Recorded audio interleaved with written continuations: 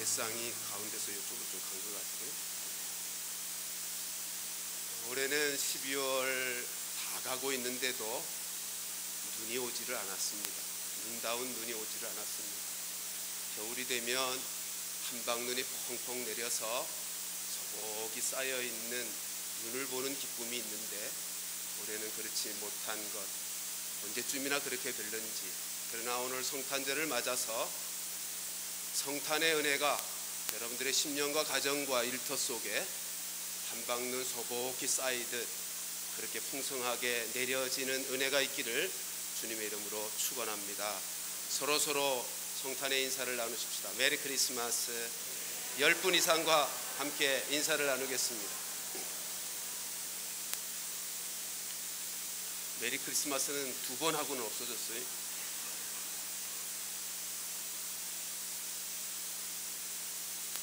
성탄절은, 크리스마스는 이제 온 인류 지구촌의 축제가 되어 있습니다. 어디를 가든지, 저 중동 이슬람 지역에 가도 그렇고, 불교 국가에 가서도 그렇고, 저 아프리카 오지에 가도 이제는 성탄절은 온 인류 지구촌의 축제가 되어 있는 것입니다. 아마 이 땅에 있는 모든 사람들이 성탄을, 크리스마스를 기다릴 것입니다. 이유는 각각 다르겠죠. 어린아이들은 산타크로스 할아버지가 가져다 줄 선물 때문에 성탄절을 기다릴 것이고요. 사업하는 사람들은, 장사하는 분들은 대목을 생각하고 기다릴 것이고요. 젊은이들은 추억 쌓기를 위해서 성탄을 기다리기도 할 것입니다. 여러분, 성탄 시즌이 다가온다, 벌써 성탄 시즌이 되었구나 라고 하는 것을 여러분들은 무엇으로 알 수 있습니까? 여러 가지로 성탄, 벌써 성탄 시즌이 되었구나 알 수 있겠지만, 여러분, 성탄 시즌이 시작이 되는 12월 달이 딱 되면 우리로 성탄 시즌이 되었음을 알려주는 신호들이 있습니다. 그게 무엇입니까? 불빛입니다.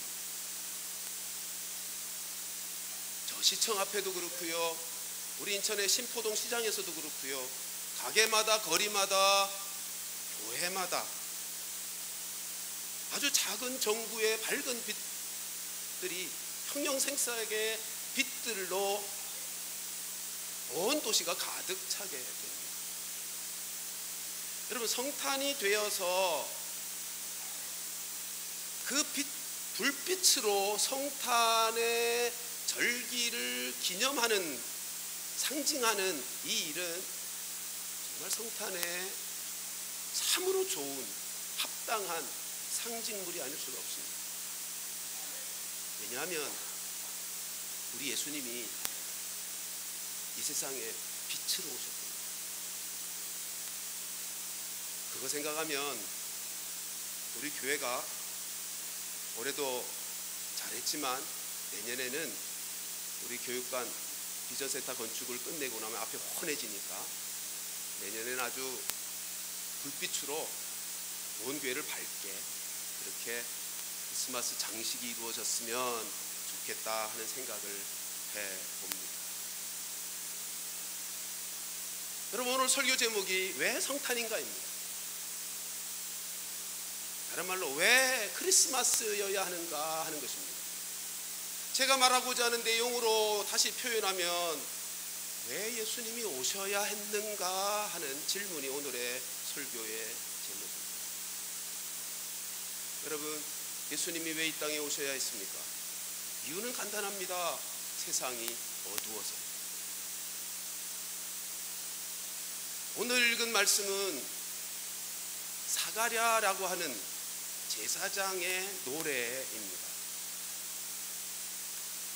우리 읽지는 않았습니다만 앞에 이 사가랴의 노래가 시작되는 67절을 보면 이렇게 되어 있습니다. 그 붙인 사가랴가, 여기 사가랴는 세례 요한의 아버지이거든요.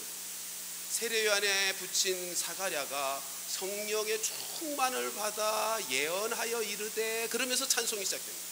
그러니까 지금 우리가 읽은 이 본문의 이 찬양은 찬양인데 사가랴가 성령 충만함을 받아서 예언의 노래로, 예언의 찬양으로 지금 부른 말씀입니다. 여러분, 성령 충만해서 부른 노래이니 이 내용이 얼마나 아름답고 복되겠습니까? 그러면 어떤 노래인지를 68절 9절 같이 한번 읽어보십시다. 67, 8절 9절 시작. 찬송하리로다 주 이스라엘의 하나님이여, 그 백성을 돌보사 속량하시며 우리를 위하여 구원의 뿔을 그 종 다윗의 집에 일으키셨으니. 자, 사가랴가, 여러분, 이 사가랴가 이 찬송을 하게 된 배경은 이런 것입니다. 우리 1장 13절에 가서 보면 하나님이 천사로 사가랴에게, 사가랴야 네 아내 엘리사벳에게 아들을 낳게 할 것이다, 아들을 낳을 것인데 이름을 요한이라 라고 말씀합니다. 그러자 사가랴가 못 믿죠. 왜냐하면 자기가 늙었거든요. 그래서 이렇게 말합니다. 하나님, 내가 늙었습니다. 내 아내도 나이가 너무 많습니다. 아이를 가질 수 없는데 어떻게 아들을 낳을 것이라고 합니까? 라고 하나님께서 천사를 보내어 말씀하신 그 말씀을 못 믿겠다고 합니다. 그때 하나님이 참 재밌으신 분이에요. 못 믿겠다고 대답하니까 입을 막아버립니다. 벙어리가 되게 하셨어요. 그래서 이 사가랴가 벙어리가 되었다가 드디어 하나님이 말씀한 대로 세례 요한이 태어납니다. 그리고 태어나서 8일 만에 할례를 행하는데, 할례하고 나서 사가랴의 입이 터집니다. 이 사가랴의 입이 드디어 세례 요한을 8일 만에 할례를 행하고 나서 입술이 터졌는데, 그 터진 찬송이 오늘 본문에 성령이 충만하여 부른 예언의 찬송인 것입니다. 근데 그 내용이 뭐라고요? 68절 69절을 통해서 볼 때 예수님에 대한 찬양이랍니다. 이 땅에 오실 메시아 되신 예수님에 대한 찬양을 지금 사가랴가 예언의 노래로 성령 충만하여 찬송하고 있는 것입니다.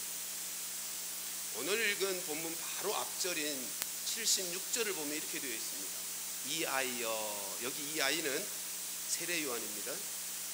이 아이여, 네가 지극히 높으신 이의 선지자라. 그렇죠? 세례 요한은 예수님의 선지자로 왔습니다. 일컬음을 받고 주 앞에 앞서가서 그 길을 준비하되.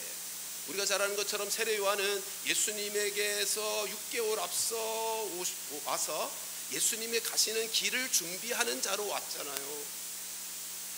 그리고 그 길을 준비하여, 자, 준비해서 뭘 하자는 겁니까? 77절. 주의 백성에게 그 죄사함으로 말미암는 구원을 알게 하리니. 그러니까 세례 요한이 와서 하는 일이 뭔가 하면 예수님이 이 땅에 오셔서 이루실 죄사함으로 말미암는 구원을 알게 해 주는 것이다 라고 하는 것입니다. 자, 그리고 이제 이 사가랴가 성령 충만해서 정말 말하고자 했던 찬송의 내용을 보십시다. 78절 79절 우리 같이 한번 읽습니다. 시작. 이는 우리 하나님의 긍휼로 인함이라. 이로써 돋는 해가 위로부터 우리에게 임하여. 79절.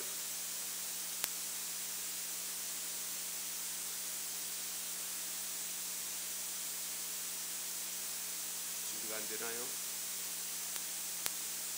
같이 읽습니다. 시작. 어둠과 죽음의 그늘에 앉은 자에게 비치고 우리 발을 평강의 길로 인도하시리로다 하니라. 여러분, 예수님이 오신다는 것 지금 사가랴가 예언의 노래로 찬송하고 있습니다. 근데 그게 뭡니까? 예수님이 오셔서 빛을 비추시러 오신다는 것입니다.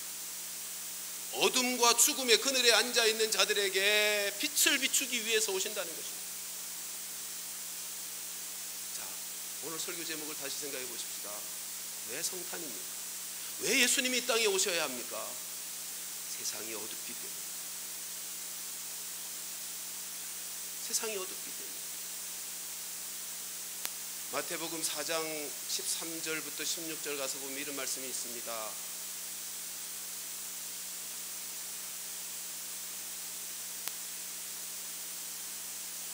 마태복음 4장 가서 보면 나사렛을 떠나 스불론과 납달리 지경 해변에 있는 가버나움에 가서 사시니, 무슨 말이냐면 예수님이 어릴 때는 나사렛에서 사셨잖아요. 나사렛 예수라 그렇게 돼 있죠. 그러다가 공생애를 시작하기 얼마 전에 가버나움으로 이사를 가십니다. 여러분, 우리가 복음서를 읽어보면 예수님의 갈릴리 사역의 본부가 가버나움이에요. 성경은 가버나움을 예수님의 본동네, 자기 동네 이렇게 표현하기도 합니다. 왜냐하면 집이 거기 있었거든요, 가버나움에. 그래서 갈릴리 지경에서 사역하는 중심 본부가 가버나움, 거기 베드로도 가버나움에 살았어요. 자, 예수님이 나사렛을 떠나서 가버나움으로 가셨대요. 왜 가셨는지 보십시오. 14절, 이는 선지자 이사야를 통하여 하신 말씀을 이루려 하심이라. 선지자 이사야에게 예언한 말씀을 이루시기 위해서 나사렛에서 가버나움으로 이사를 갔었어요. 그 일이 뭐예요? 15절, 스불론 땅과 납달리 땅과 요단강 저편 해변 길과 이방의 갈릴리여. 16절은 같이 읽으십시다. 시작. 흑암에 앉은 백성이 큰 빛을 보았고 사망의 땅과 그늘에 앉은 자에게 빛이 빛이었도다 하였느니라. 자, 예수님이 공생애를 시작하셨대요. 하신 일이 뭐래요? 빛을 비추는. 흑암에 앉은 백성이 큰 빛을 보도록 사망의 땅과 그늘에 앉은 자들에게 빛을 비추기 위해서 예수님이 공생애를 시작하시는 거예요. 다시요. 왜 성탄이어야 합니까? 왜 예수님이 이 땅에 오셔야 하는 겁니까? 세상이 어두워서. 여러분, 성경에서 어둡다, 어둠이라는 단어는 죄를 말하는 것입니다. 악을 말하는 것입니다. 무지를 말하는 것입니다. 그리고 그것들, 죄와 악과 무지로 말미암는 결과인 고난을 의미하는 단어입니다. 그러니까 세상이 죄로 가득 찼다는 거예요. 세상이 악으로 가득 찼다는 거예요. 그로 말미암아 세상은 슬픔과 고통과 고난으로 가득 찼다는 거예요.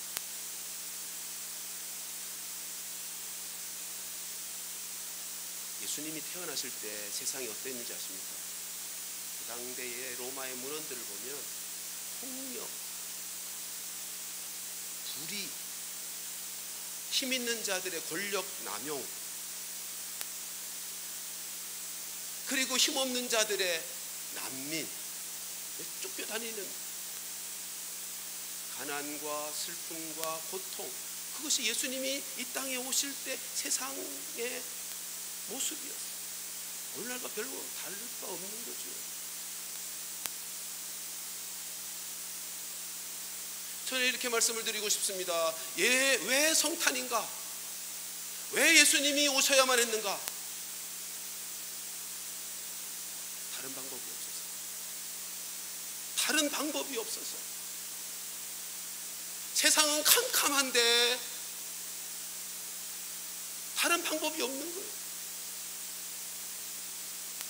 죄로 말미암아 어두운 동굴에 있는 것처럼,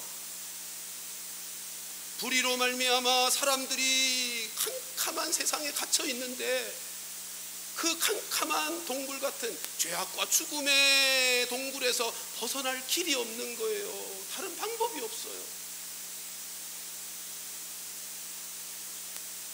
오늘 마태복음 4장에서 본 16절의 말씀인 것처럼 흑암에 있는 백성이 큰 빛을 보았다, 사망의 땅과 그늘에 앉은 자들에게 빛이 비추었다라고 할 때 이 말씀이요, 거기서부터 빛이 솟아났다는 얘기가 아니에요.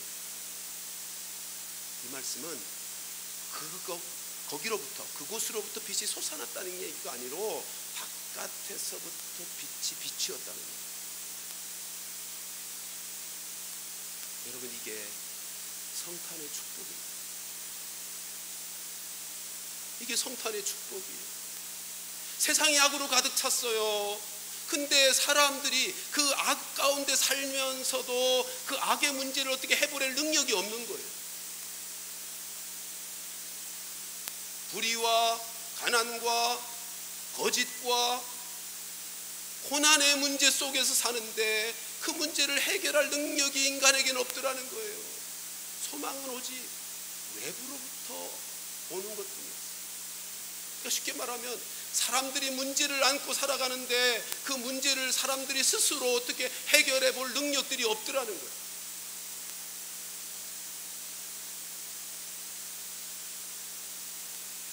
그래서 하나님께서 빛으로 이 땅에 오시는데 이것을 누가복음 1장 78절에서 뭐라고 그런지 보십시오.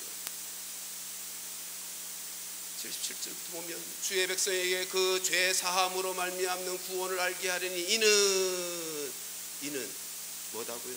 우리 하나님의 긍휼로 인합니다. 저는 이 말씀을 준비하면서 소리를 치게 되었습니다. 그렇다, 하나님의 긍휼이다. 성탄은 하나님의 긍휼이다. 스스로 어두움에 갇히고 죽음의 그늘에 앉아서 그 문제를 해결할 수 없어서 고통하고 신음하고 있는 인생들에게 하나님께서 베푸신 긍휼이다. 인간 스스로는 답을 찾을 수 없는데 그 죽음과 어두움의 그늘에 앉아서 고통하는 그들을 하나님께서 다시 살리시고 진리의 길로 인도하시기 위해서 베푸신 하나님의 긍휼이다.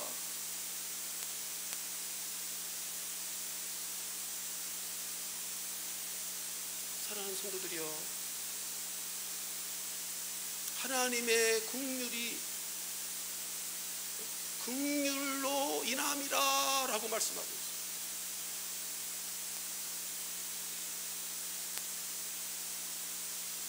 사실 다른 번역본을 보면 이 부분을 이렇게 번역해 놓았습니다. 하나님의 심장의 자비. 그렇죠. 성탄은 예수님께서 이 땅에 오심은 하나님께서 당신의 심장을 내어 놓으신 사건입니다. 어둠과 죽음의 그늘에 앉아있는 인생들, 스스로는 그 문제를 알면서도 어떻게 해볼 수 없어 갇혀있는 어둠의 동굴에 있는 인생들에게 하나님은 당신의 심장을, 당신의 생명과 같은 하나밖에 없는 아들을 내어주신 사건이 성탄 아닙니까? 하나님께서 당신의 아들, 당신의 생명을 우리에게 내어주시면서, 여러분, 하나님이요 온 우주 만물을 창조하실 때는 말씀 한마디로, 아니 비유하자면 손가락으로 창조하셨다고 하면 죄인된 우리를 구원하시기 위해서는 당신의 심장을 내어 놓으셨다는 거죠.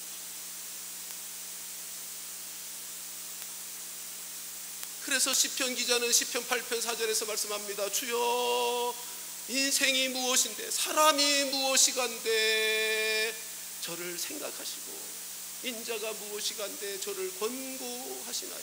여기 권고한다는 말은 돌아보신다는 거죠. 돌보신다는 거죠. 그렇잖아요. 사람이 무엇인데, 나라고 하는 인생이 무엇인데 하나님께서 당신의 심장을 내어주시는가 말이에요. 당신이 하나밖에 없는 아들을 내어주셨다는 거예요.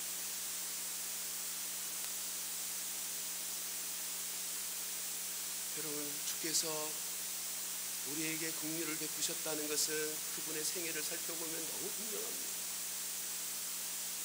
주님의 탄생, 성탄은 하나님의 긍휼입니다. 그분은 영광스러운 하나님의 보좌를 버리시고 비천한 인간의 몸을 입고 이 땅에 오셨습니다. 어디로 오셨죠? 말구유로 오셨습니다.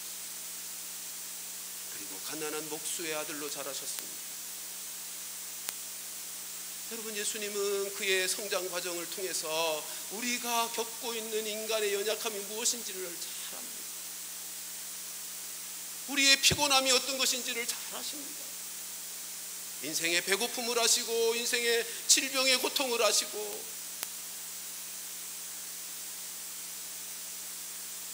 그리고 그분은 우리가 겪는 모든 시험을 우리와 똑같이 다 겪으셨다고 말씀합니다. 그래서 우리가 잘 아는 대로 히브리서 4장 15절 16절은 우리에게 이렇게 말씀하지 않습니까? 같이 한번 읽어보십시다. 시작. 우리에게 있는 대제사장은 우리의 연약함을 동정하지 못하실 리가 아니요 모든 일에 우리와 똑같이 시험을 받으신 이로되 죄는 없으시니라. 그러므로 우리는 긍휼하심을 받고 때를 따라 돕는 은혜를 얻기 위하여 은혜의 보좌 앞에 담대히 나아갈 것이다. 그분은 긍휼을 베푸시는 분이에요. 여러분, 주님은 이 땅에 오셔서 우리와 같은 육체를 입으실 뿐만 아니라 그 피곤한 몸을 이끄시고 이리저리 다니시면서 병든 자도 고쳐주셨고 귀신 들린 자를 쫓아내주시고 연약한 자들을 붙들어 일으켜 세우셨어요. 그분은 이 땅에 사시면서 결코 사람들을 가리지 않았습니다. 사람을 결코 그 무엇이라고 가린 적이 없으십니다. 죄인들의 친구로 사셨고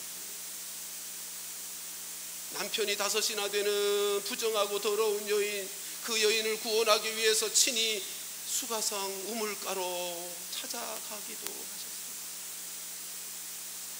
사람들이 손가락질하는 세리장 집에 들어가 그와 함께 거하고 그와 함께 식사교제를 나누는 것을 주저하지 않으셨던 분이십니다.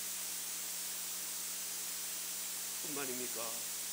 결국 우리 주님은 가장 끔찍한 형벌인 십자가에 매어 달려서 가장 끔찍한 고통을 우리 위에 당하시지 않았습니까? 왜 그러셔야 했습니까? 왜 그러셔야 했습니까?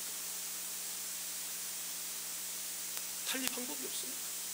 다른 방법이 없으니까. 긍휼을 베푸는 것 외에는 다른 방법이 없으니까.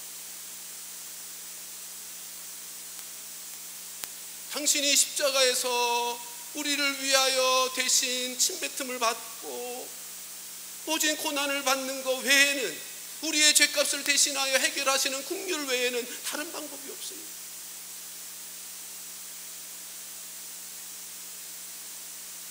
긍휼로 인합니다.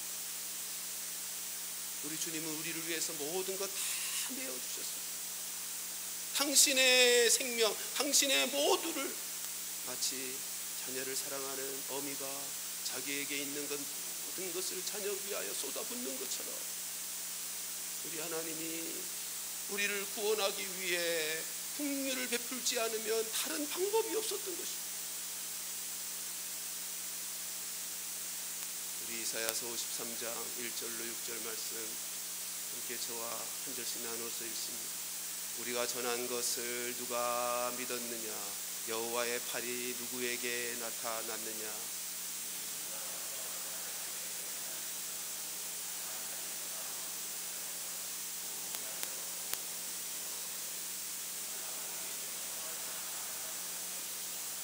그는 멸시를 받아 사람들에게 버림받았으며 간고를 많이 겪었으며 질고를 아는 자라. 마치 사람들이 그에게 얼굴을 가리는 것 같이 멸시를 당하였고 우리도 그를 귀히 여기지 아니하였도다.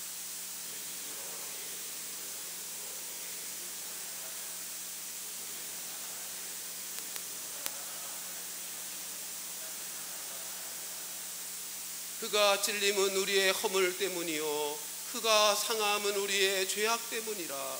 그가 징계를 받음으로 우리는 평화를 누리고 그가 채찍에 맞음으로 우리는 나음을 받았도다. 우리는 다 양 같아서 그릇 행하여 각기 제 길로 갔거늘 여호와께서는 우리 모두의 죄악을 그에게 담당시키셨도다. 다른 방법이 없었다는 얘기예요. 긍휼을 베푸는 것 외에는 다른 방법이 없었다는 얘기예요. 우리를 대신해서 채찍을 맞는 것, 우리를 대신해서 뺨을 맞고 침뱉음을 받으며 우리 대신해서 십자가에서 모든 저주를 받는 것 외에는 우리를 구원할 다른 방법이 없었던 거예요.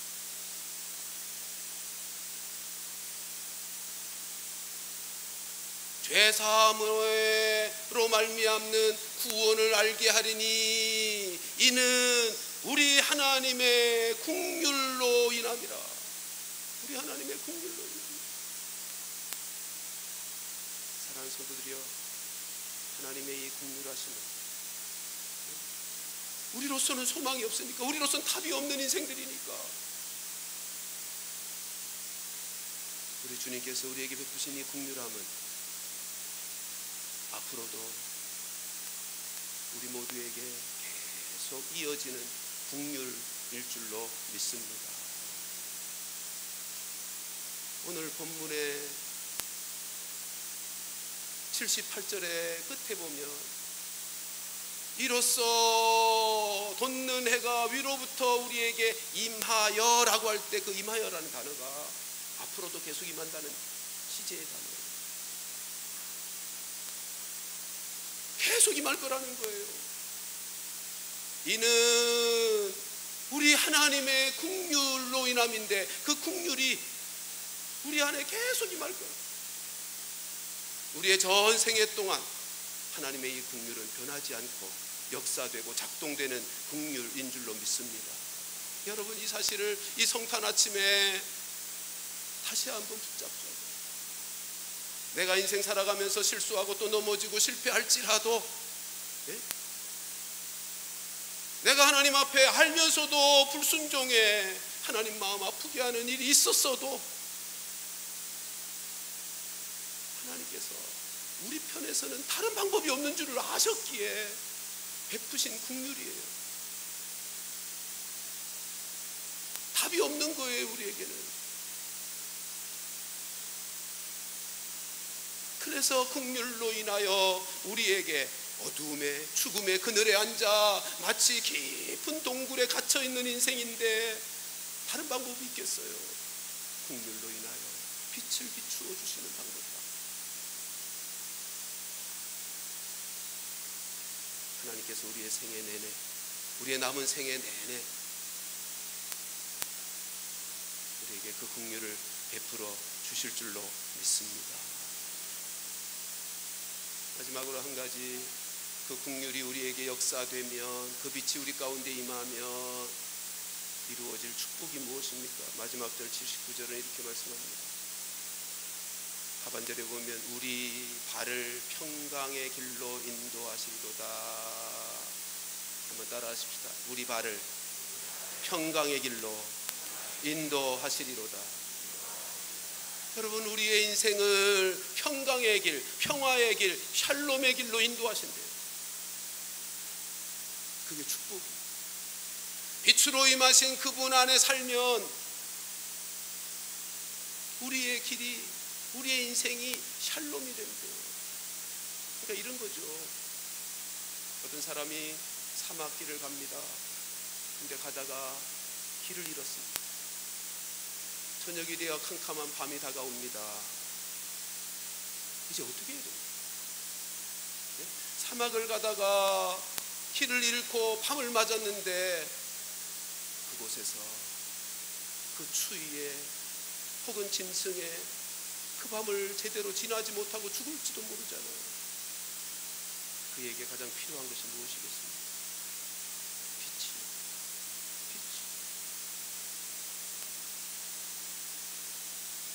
빛이 그에게, 누군가가 빛을 들고 그에게 찾아왔다면 그는 그 인생길을 다시 평안으로 살아갈 수 있지 않겠습니까?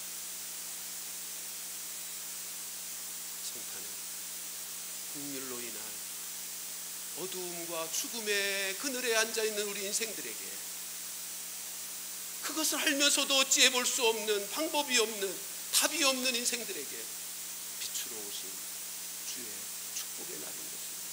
빛으로 오시되 희미한 등불로 오신 분이 아니고요, 오늘 본문에 있는 것처럼 돋는 해, 그 캄캄한 칠흑같이 어두웠던 밤을 다 밝혀내는 돋는 해로 오신 분이십니다. 잠시 번쩍이고 사라질 폭죽으로 오신 분이 아니고 모든 어두움을 속속들이 다 밝혀낼 수 있는 정오의 태양처럼 우리 가운데 오신 분이십니다. 사랑하는 성도들이여, 빛으로 오신 주님, 그 주님, 이제는 그 주님 안에서, 빛 가운데서 살아야 되지 않겠습니까? 다른 방법이 우리에게는 어두움에 갇혀서 다른 방법이 없습니다. 빛으로 오신 그분 안에 살면, 빛 대신 주님 안에 살고 빛 대신 그분의 말씀 안에서 살아가면 우리의 가는 길이 샬롬이 될 줄로 믿습니다.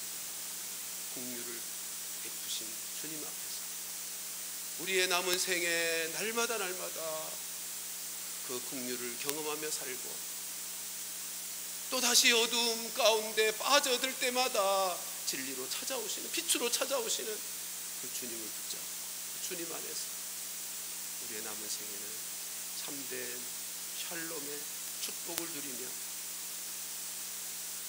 이 빛 대신 주님을 또한 이웃들에게도 증거하고 저들도 모두 긍휼함의 은혜를 덧입게 하는 그 일에도 우리가 쓰임받는 빛된 성도들, 빛 가운데서 살아가고 빛되어 살아가는 우리 모두가 되기를 주님의 이름으로 축원합니다.